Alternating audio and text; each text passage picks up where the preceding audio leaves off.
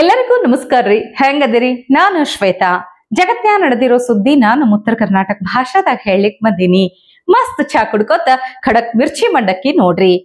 ನೆಮ್ಮದಿ ಇಲ್ಲ ಅಂತ ಅನ್ನುವಂಗೆ ಇಲ್ಲ ನೋಡ್ರಿ. ಪಾಪ ಎಷ್ಟು ಮಂದಿರಿ ಜೀವನದಾಗ ನೆಮ್ಮದಿನೇ ಇಲ್ಲ ಅಂತ ಹೇಳಿ ಮನ್ಸಿಗೆ ಹಚ್ಕೊಂಡು ಜೀವ ಬಿಟ್ಟವ್ರದಾರ. ಹೋಗ್ಲಿಪ್ಪ, ಅಲ್ಲರೆ ನೆಮ್ಮದಿಯಿಂದ ಇರುಣು ಅಂತ ಅನ್ಕೊಂಡ್ರ ಅಲ್ಲಿಯೂ ನೆಮ್ಮದಿ ಇಲ್ಲ. ನೆಮ್ಮದಿಯಿಂದ ಇರ್ಲಿಕ್ಕೆ ಮಂದಿ ಬಿಡುವುದಿಲ್ಲ. ವಿಷಯ ಏನಪ್ಪಾ ಅಂತಂದ್ರ, ಈ ಅಸ್ಥಿ ಪಂಜರಗಳೆಲ್ಲ ಕೂಡ್ಕೊಂಡು ಪ್ರೊಟೆಸ್ಟ್ ಮಾಡ್ಲಿಕ್ಕೆ ಶುರು ಮಾಡ್ಕೊಂಡವಂತ. ನಮಗ ನೆಮ್ಮದಿ ಬೇಕು. ಇಡೀ ಭೂಮಿ ಮೇಲಿನ ಜಾಗನ ಮನುಷ್ಯರಿಗೆ ಅಂತ ಹೇಳಿ ಬಿಟ್ಟು ಕೊಟ್ಟಿವಿ. ನಾವು ಮಣ್ಣೊಳಗ ಮಣ್ಣಾಗಿ ಸೇರಿವಿ. ಇವ್ರು ಅಂದ್ರೂ ನಮಗ ಬಿಡಾಕತ್ತಿಲ್ಲ. ಬಂದ್ ಮತ್ತ ಮಣ್ಣು ಅಗಿಲಿಕತ್ತಾರ ಅಂತ ಹೇಳಿ ಚಾಲು ಮಾಡ್ಯಾರಂತ ಪ್ರೊಟೆಸ್ಟ್. ಅಲ್ರಿ ಮತ್ತಿನ್ ಏನ್ ಹೇಳ್ರಿ, 100 ಹೆಣ ಹೂತೀನಿ 200 ಹೆಣ ಹೂತೀನಿ ಅಂತ ಅಂತಿದ್ದವನಿಗೆ ಒಂದು ಹುಡುಕ್ಲಿಕ್ಕಾಗಿಲ್ಲ ಅಂದ್ರ ಏನ್ ಹೇಳ್ರಿ? ಅಲ್ಲ, ಏನ್ರಿ ಪೊಲೀಸರು ಕನ್ಫ್ಯೂಸ್ ಮಾಡ್ಕೊಂಡಾರೇನ್ ಹೆಂಗಂತ? ಅವ ಇನ್ ಖರೆ ಹೂತಿದ ಜಾಗ ಹೇಳಾನೋ ಅಥವಾ ಬ್ಯಾರೆ ಜಾಗ ಹೇಳನೋ ಏನ್ ಕತಿನೋ ಗೊತ್ತಿಲ್ಲಪ್ಪ. ವಿಚಿತ್ರ ಅನ್ಸ್ಲಿಗತ್ತ ನಂಗ.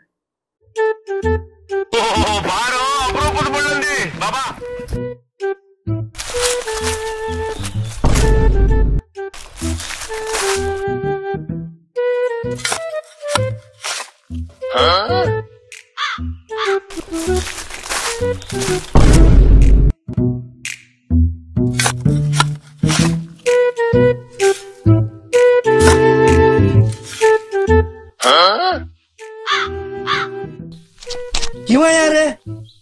ಇವನು ಯಾರ್ಯಾರು ಬರ್ತಾರೋ ಮರ ಈ ಮನ್ಯಾಗ? Congratulation brother.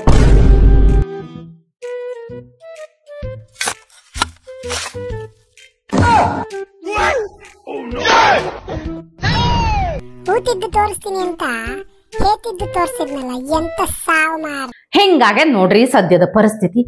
ಈಗ ಇದನ್ನ ನೋಡಿ ನಮ್ಮ ಕಡೆ ರೈತರದಾರಲ್ಲ ಭಾರಿ ಒಂದು ಪ್ಲಾನ್ ಮಾಡ್ಕೊಂಡು ಬಿಟ್ಟಾರ. ಈಗ ಹೊಲದಾಗ ಏನಾರೇ ಗುಂಡಿ ತೋಡ್ಬೇಕ ತೆಗ್ಗ ತೋಡ್ಬೇಕಂತಂದ್ರ ಸುಮ್ನೆ ಆಳಗೀಳಕ್ ಕರೆಸಿ ರೊಕ್ಕ ಕೊಡುದು ಯಾಕಂತ ಹೇಳಿ ಸೀದಾ ಸ್ಟೇಷನ್ಗೆ ಹೋಗುದಂತ. ಸರ್, ನಾ ಇಲ್ಲಿ 10 ಹೆಣ ಹೂತೀನಿ ಅಂತ ಅಂದ್ಬಿಡುದಂತ. ಅಷ್ಟೇ, ಮುಗಿತು. ಪೊಲೀಸರೇ ಕರ್ಕೊಂಡು ಬಂದ್ ಗುಂಡಿ ತೋಡಿ ಕೊಟ್ಟು ಬಿಡ್ತಾರ ಫ್ರೀಯಾಗಿ. ಮತ್ತಿನ್ನೇನ್ ಹೇಳ್ಬೇಕು ಹೇಳ್ರಿ? ಇದು ಯಾವ ತರ ಇನ್ವೆಸ್ಟಿಗೇಷನ್ ಹೇಳ್ರಿ?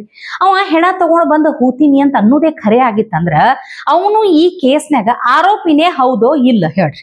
ಮೊದಲ ಅವನಿಗೆ ಒಳಗ್ ಹಾಕಿ ಬಾಯಿ ಬಿಡಿಸೋದು ಬಿಟ್ಟು ಅವ ದಿನಕ್ಕೊಂದು ಜಾಗ ತೋರ್ಸೋದಂತ, ಇವ್ರು ಹೋಗಿ ಹೋಗಿ ಹೋಗಿ ಗುಂಡಿ ತೋಡೋದಂತ. ಅದಕ್ಕೆ 26 ಲಕ್ಷ ರೊಕ್ಕ ಬೇರೆ ಖರ್ಚು ಮಾಡ್ಯಾರಂತ. ಅಲ್ಲ, ದೇವರಿಗೆ ಹಾಲು ಎರೆದ್ರ ವೇಸ್ಟ್ ಅಂತ ಒದರಾಡ್ತಾರಲ್ಲ ಮಂದಿ ಎಲ್ಲ. ಎಲ್ಲಿ ಹೋಗ್ಯಾರಿಗೆ ಎಲ್ಲಿ ಕುಂತಾರ? 1 ಗ್ಲಾಸ್ ಹಾಲು ವೇಸ್ಟ್ ಆಯ್ತು ಅಂತಿರ್ಲ, ಈಗ 26 ಲಕ್ಷ ರೂಪಾಯಿ ಯಾರಪ್ಪನ ಮನಿದು ವೇಸ್ಟ್ ಆಗದ ಹೇಳ್ರಿ ನನಗ? ಅಲ್ಲ, ಅವನನ್ನ ಹಿಡ್ಕೊಂಡು ಸರಿಯಾಗಿ ಹೊಡೆದ್ರ ತಾನೇ ಖರೆ ವಿಷಯ ಬಾಯ್ ಬಿಡಬಹುದಪ್ಪ. ಯಾರಿಗ್ ಗೊತ್ತ ಹೇಳ್ರಿ? ಹಿಂಗ ಇಡೀ ಧರ್ಮಸ್ಥಳ ತೋರ್ಸ್ಕೊಂತಿರ್ತಾನಂತ ತಿಳ್ಕೋರಿ. ಅಲ್ಲೆಲ್ಲ ಹೋಗಿ ಹೋಗಿ ಅಗಿಲಿಕ್ ಆಗ್ತದ? ಇದೊಂಥರ ಕಾಮಿಡಿ ಆಗೋಯ್ತು ನೋಡ್ರಪ್ಪ. ಇನ್ನೊಂದು ಕಾಮಿಡಿ ಶೋ ಅದ ರೀ. ಅದು ಏನಂತಂದ್ರ ರಾಹುಲ್ ಗಾಂಧಿ ನಾ ಏನ್ ಕಡಿಮೆ ಅಂತ ಹೇಳಿ ಸ್ಟ್ಯಾಂಡ್ ಅಪ್ ಕಾಮಿಡಿ ಮಾಡ್ಲಿಕ್ಕೆ ಬಂದೇ ಬಿಟ್ರಂತೀನಿ. ಆ ಭಾವನೆಗೆ ಈ ಭಾವನದ್ದು ಭಯಂಕರ ಪೈಪೋಟಿ. ಅದೇನೋ ಅಟಮ್ ಬಾಂಬ್ ಐತಿ ಅಂತ ಹೇಳ್ತಿದ್ದ ರಾಹುಲ್ ಭಾವ ಸ್ಟೇಜ್ ಮೇಲೆ ತಗೊಂಡು ಬಂದೇ ಬಿಡುದ.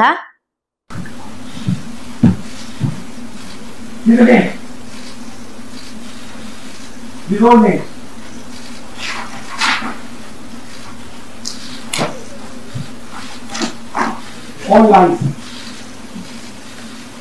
Total lies. These guys don't exist. ಓಹೋ, ಹಂಗಾದ್ರೆ ಇವತ್ತು ದೆಹಲಿ ನಡು ಹೋಗ್ಬಿಡ್ತದ. ಮೋದಿಜಿ ಕುರ್ಚಿ ಮುರಿದು ಹೋಗ್ಬಿಡ್ತದ. ದೇಶನೇ ಅಲ್ಲೋಲ ಕಲ್ಲೋಲ ಆಗ್ಬಿಡ್ತದ ಅಂತ ನಾ ತಿಳ್ಕೊಂಡಿದ್ದೆ. ಆದ್ರ ಅಲ್ಲಿ ಏನ್ ಮಾಡ್ತೀರಿ ಪಾಪ, ಕರೆಂಟೇ ಹೋಯ್ತು. And Maharashtra, as I've said,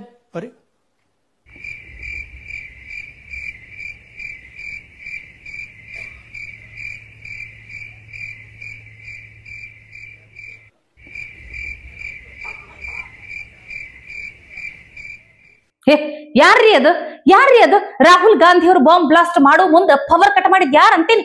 ಮೋದಿಜಿನಾ? ಹೌದು ಬಿಡ್ರಿ. ರಾಹುಲ್ ಗಾಂಧಿ ಅವರಿಗೆ ಅಂಜಿ ನಡುಗಿ ಮೋದಿಜಿ ಪವರ್ ಕಟ್ ಮಾಡಿಸ್ಬಿಟ್ರ ಹೆಂಗ ಅಂತೀನಿದು? ಹೌದು, ಈ ಕಾಮಿಡಿ ಶೋ ಹಮ್ಮಿಕೊಂಡಿದ್ ಎಲ್ಲಿ ಗೊತ್ತಾ? ನಮ್ಮ ಸಿದ್ದರಾಮಯ್ಯನವರ ನೇತೃತ್ವದ ಸರ್ಕಾರ ಅಲ್ಲೇನಿದು, ಬೆಂಗಳೂರಾಗೆ ಹೌದಿಲ್ಲ? ಮತ್ತೆ ಹಂಗಿದ್ರ ಅರ್ಥ ಏನ್ ಹೇಳ್ರಿ? ನೋಡ್ರಪ್ಪ, ಇದು ಮ್ಯಾಟರ್ ಅಂದ್ರ ವಿಷಯ ಹೇಳ್ತೀನಿ ಕೇಳ್ರಿ. ಸಿದ್ದರಾಮಯ್ಯ ಸಾಹೇಬ್ರ ಪವರ್ ಕಟ್ ಇದು. ಹೋಗ್ಲಿ ಬಿಡ್ರಿ, ಮ್ಯಾಟ್ರ್ ಏನಂತ ಹೇಳ್ರಿ.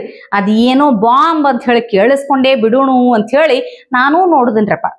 living in a single bedroom house. And when we go there, they don't exist. So that's a single bedroom, 46 voters living there. Same thing there, 80 voters living there. No sign of their existence. When we go there, we're threatened. Our people go there, they're threatened. Take video, they're threatened. Okay, next. Here is 68 voters in a brewery, commercial establishment. Nobody lives there, right? And when we go and ask them, where are these people? Who are these people? Nothing. We don't know. Never heard of them. Zoom in. And that's fake and invalid addresses. ನೋಡಿದ್ರ ಚುನಾವಣಾ ಆಯೋಗ ಅದೇನ್ ಹೇಳಿತ್ತೋ ಅದೇ matter. List Kotrappa Rahul Gandhi ಅವರು. ಯಾವ್ಯಾವ ಹೆಸರು ಅಕ್ರಮ ಅಂತ ಹೇಳಿ ಇಷ್ಟು ದೊಡ್ಡ ಹಾಳಿಗೊಳ್ದು ಬಂಡಲ್ಲೇ ತಗೊಂಡ ಬಂದ್ ನೋಡ್ರಿ ಎಂಥ ಹೇಳಿಕತ್ತಾನ ಅಂದ್ರ All lies. Total lies. These guys don't exist. Okay? Invalid photos. There are 4,000 voters. Show the photos. These are the photos. Either no photo or a photo that is so small that you can't see them.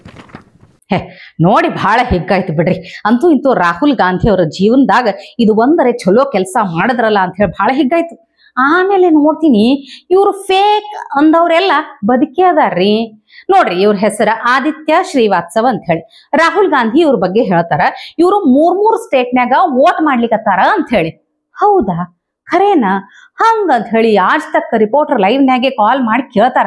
ಅವಾಗ ಅವ್ರು ಹೇಳ್ತಾರ, ನಾನು ಲಕ್ನೋದಾಗ vote ಮಾಡ್ಲಿಕ್ಕತ್ತಿದ್ದೆ, ಆಮೇಲೆ ಮುಂಬೈಗೆ ಬಂದೆ, 2016ರಾಗ ಮುಂಬೈಗ voter ID transfer ಮಾಡಿಸ್ಕೊಂಡ್ಯ, ಇನ್ 2021ರಾಗ ಬೆಂಗಳೂರಿಗೆ transfer ಆಯ್ತು, so ಇಲ್ಲಿಗೆ ಟ್ರಾನ್ಸ್ಫರ್ ಮಾಡ್ಕೊಂಡಿನಿ, ಎಲ್ಲಾನು ಆನ್ಲೈನ್ ಆಗ್ಯದ ಅಂತ ಅಂದ್ಬಿಟ್ರು.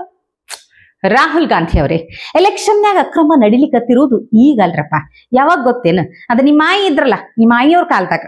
ರಾಹುಲ್ ಗಾಂಧಿಗೆ ಆ ತರದ ಎಲೆಕ್ಷನ್ ಬೇಕು. ಇವರ ಅಪ್ಪ, ಇವರ ಅಜ್ಜಿ ಅವಾಗೆಲ್ಲ ಎಲೆಕ್ಷನ್ ನಡೆಸ್ತಾ ಇದಾರಲ್ಲ, ಆ ತರದ ಎಲೆಕ್ಷನ್ ಬೇಕು. ನಾನು ಪ್ರೂಫ್ ಕೊಡ್ತೀನಿ. ನಿಮ್ಮ ತಂದೆ, ನಿಮ್ ತಾತ, ನಿಮ್ ಮುತ್ತಾತ 4 ತಲೆಮಾರವರು ನೀವು ಗೆದ್ದಿದ್ದೇ ಬೋಗಸ್ ಓಟಿಂದ, ಫ್ರಾಡ್ ಓಟಿಂದ, ಡೂಪ್ಲಿಕೇಟ್ ಓಟಿಂದ, ಅಕ್ರಮವಾದಂತ ಮತದಾನದಿಂದನೇ ನಿಮ್ಮ 4 ತಲೆಮಾರಲ್ಲಿ ನೀವು ಗೆದ್ದಿರೋದು. ಈ ತಲೆಮಾರಲ್ಲಿ ಮೋದಿ ಬಂದಿದ್ರಿಂದ ನಮ್ಮ ಆಟ ನಡೀತಾ ಇಲ್ಲ. ನಾನು ಇಷ್ಟು ಹೇಳ್ತಾ ಇದ್ದೀನಿ, ನಿಮ್ ತಲೆಮಾರು ಅಂತ ಇದ್ನಷ್ಟ 1975ನೇ ಇಸ್ವಿಯಲ್ಲಿ ನಾನು ಹೇಳೋದಲ್ಲ, ಅಲಹಾಬಾದ್ ಹೈಕೋರ್ಟ್ ಇಂದಿರಾ ಗಾಂಧಿ ನಿಮ್ಮ ಅಜ್ಜಿ ಇದ್ರಲ್ಲ, ಅಜ್ಜಿ ಚುನಾವಣಾ ಅಕ್ರಮ ಮಾಡಿ, ಮೋಸ ಮಾಡಿ, ದೋಖಾ ಮಾಡಿ, ಜನಗಳಿಗೆ ವಂಚನೆ ಮಾಡಿ ಗೆದ್ದಿದ್ದೀರಾ ಅಂತ ಹೇಳಿ ಆರ್ಡರ್ ಆಯ್ತು. ಇಲ್ಲಿ ಕಾಪಿ ಇದೆ, ವೋಟ್ರು ಡಿಸ್ಕ್ವಾಲಿಫೈ. ಹಂಗೇನ ಮೋದಿ ಅವರು ಡಿಸ್ಕ್ವಾಲಿಫೈ ಆಗವ್ರನಪ್ಪ ಯಾವ್ದನ ಕೇಸಲ್ಲಿ?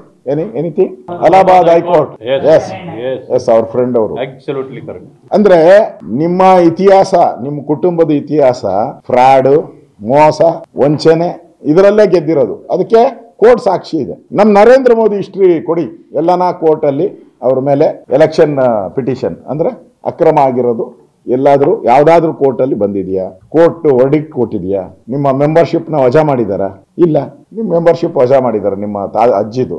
ನಿಮ್ಮ ಅಜ್ಜಿ ಹಿಸ್ಟ್ರಿ ಇಟ್ಕೊಂಡು ನೀವು ಮೊಮ್ಮಗ ಇಲ್ಲಿ ಬಂದ್ಬಿಟ್ಟು ನಂದಾಗಿದೆ, ಇಲ್ಲಿ ಬೋಗಸ್ ಆಗಿದೆ ಅಂತ ಹೇಳಿದ್ರೆ ಯಾರು ನಂಬ್ತಾರೆ? ಅದೇನ ಭೂತದ ಬಾಯಲ್ಲಿ ಭಗವದ್ಗೀತೆ. ನಿಮ್ ಇತಿಹಾಸ ನೀವು ಪ್ರಶ್ನೆಗಳು ಕೇಳಿದಾರ, ಅಕ್ರಮ ಅದೇನೋ ಮಾದರಿಗಳಂತೆ 11,000 ಏನೋ ಆಗಿದೆ, ಇಲ್ಲೆಲ್ಲ ಇದೆ. ಹಾಗಾದ್ರೆ ನಾನು ಇನ್ನೊಂದು ಚಾಲೆಂಜ್ ಕೊಡ್ತೀನಿ ನಿಮ್ಗೆ. 136 ಸೀಟ್ ಗೆದ್ದಿದ್ದೀರಲ್ಲಪ್ಪ, ಅದು ಅಕ್ರಮ ತಾನೆ? ಡಿಸಾಲ್ವ್ ಮಾಡಿ 136 ನೀವು ಸೆಟ್ ಗೆದ್ದಿದ್ರಲ್ಲ, ಅದು ಅಕ್ರಮವಾಗಿ ಗೆದ್ದಿರೋದು ನೀವು. ಅದರಲ್ಲೂ ಇದೇ ವೋಟರ್ ಲಿಸ್ಟೇ ಇದ್ದಿದ್ದು, ಸೇಮ್ ವೋಟರ್ ಲಿಸ್ಟೇ. MP ಏನಾಗಿದೆ ಸೇಮ್ ವೋಟರ್ ಲಿಸ್ಟ್. ಮಾಡ್ತೀರಾ? ಮಾಡಲ್ಲ. ನಾನು ಹೇಳೋದು ನಿಮ್ ಸಂವಿಧಾನದ ಮೇಲೆ ನಂಬಿಕೆನೇ ಇಲ್ಲಲ್ಲ ನಿಮ್ಗೆ. ಅಂಬೇಡ್ಕರ್ ಬರೆದಂತ ಸಂವಿಧಾನ ಬಗ್ಗೆ ನಂಬಿಕೆನೇ ಇಲ್ಲ ನಿಮ್ಗೆ. ಸಂವಿಧಾನದಲ್ಲಿ ಕ್ಲಿಯರ್ ಆಗಿ ಹೇಳಿದೆ, ನೋಡಪ್ಪ ನೀನ್ ಏನನ ಅಕ್ರಮ ಆಗಿದ್ರೆ ಇವ್ರ ಏನೋ ರಾಜನಾರಾಯಣ್ 45 ದಿನದೊಳಗಡೆ ತಾನೇ ಅರ್ಜಿ ಹಾಕಿದ್ದವ್ರು. ರಾಜನಾರಾಯಣ್ ಯಾವ ಕಾಲದವರು? ಹಳೆಯ ಕಾಲದವರು. ಅವಾಗೇ 45 ದಿನ ಅಂತ ಕಾನೂನು ಅವ್ರಿಗೆ ಗೊತ್ತೈತೆ, ನಿಮಗ್ ಗೊತ್ತಿಲ್ವಾ ಕಾನೂನು? ಯಾಕೆ ಕಂಪ್ಲೇಂಟ್ ಕೊಟ್ಟಿಲ್ಲ? ಮಾದೇವಪುರದಲ್ಲಿ ಎಲೆಕ್ಷನ್ಗೆ ಹೋಗಿ ಯಾಕೆ ಕೊಟ್ಟಿಲ್ಲ? ಗಾಂಧಿನಗರದಲ್ಲಿ ಯಾಕೆ ಕೊಟ್ಟಿಲ್ಲ? ಸರ್ವಜ್ಞ ನಗರ ಇವಾಗ ಹೇಳಿದ್ನಲ್ಲ, ಅಲ್ಲಿ ಕಾಂಗ್ರೆಸ್ ವೋಟ್ ಜಾಸ್ತಿ ಆಗ್ಬಿಟ್ಟಿದೆ. ಸಡನ್ ಆಗಿ 13,000 ಚಿಲ್ಲರೇನೋ ವೋಟ್ ಜಾಸ್ತಿ ಆಗಿದೆ. ಟೋಟಲಿ 13,043 ವೋಟ್ ಜಾಸ್ತಿ ಆಗಿದೆ. ಸರ್ವಜ್ಞ ನಗರ ಹೆಂಗ್ ಬಂತು 13,043? ಮೋಸ್ಟ್ಲಿ ರಾಹುಲ್ ಗಾಂಧಿ ಅವ್ರಿಗೆ ಎಲೆಕ್ಷನ್ ಹಿಂಗೇ ನಡಿಬೇಕಾಗಿತ್ತಂತ ಅನಿಸ್ತೈತಿ. ಅವಾಗರೇ ಹೆಂಗರ ಮಾಡಿ ಗೆಲ್ತಿದ್ಯಾ ಅನ್ನೋ ಆಸೆ ಇರಬಹುದು. ಇರ್ಲಿ ಬಿಡ್ರಿ, ಆಸೆ ಯಾರಿಗಿರುವುದಿಲ್ಲ, ಎಲ್ಲರಿಗೂ ಇರ್ತೈತಿ.